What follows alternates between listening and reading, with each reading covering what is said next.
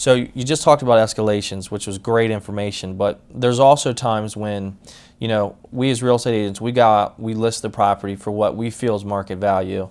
A valuation comes in and we're far apart, and we have market data to support that, what value that we came up with. When that happens, what is your suggestion to try to, overcome that value dispute with the servicer or the investor?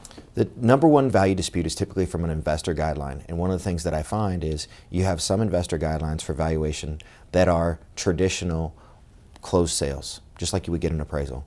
The number one way to dispute a value, without a doubt, is a licensed appraisal.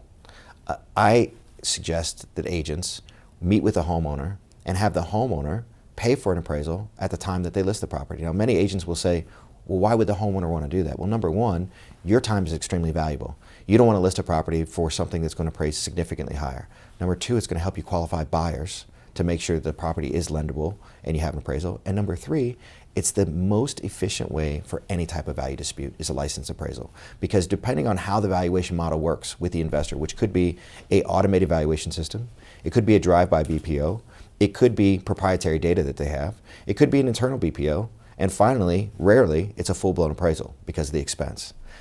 When a listing agent gets that for the seller up front, not necessarily that the buyer can use it, but it's a great marketing tool, helps your efficiencies, and the seller has some skin in the game. It's about $400 on average. I think it's a good investment for all people. But that's the number one way to dispute a valuation. Now, in certain markets where we have extremely limited inventory and you see models and pricing models that are aggressive because we know properties are getting 20 and 30 offers, multiple offers in certain price points. That's the most difficult, challenging part we have today. Depending on the investor may have a specific escalation path, but again, license appraisal is the number one way. If you don't have that, providing comparables data, including current listings.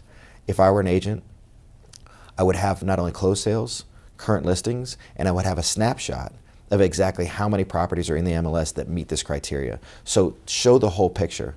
One thing I would encourage agents not to do is to say, I'm right and you're wrong.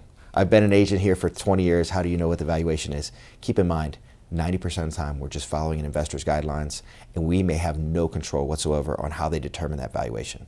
I will tell you that in working for more delegated authority, since Fannie and Freddie have gotten delegated authority from the 9 MI companies back in November, we've seen the pricing models be more aggressive, specifically on cooperative short sales, because we've come way down on the pricing model to entice more offers. So valuation disputes are still a large deal. They're still an issue, but I would say they're half the amount of an issue they were just a year ago.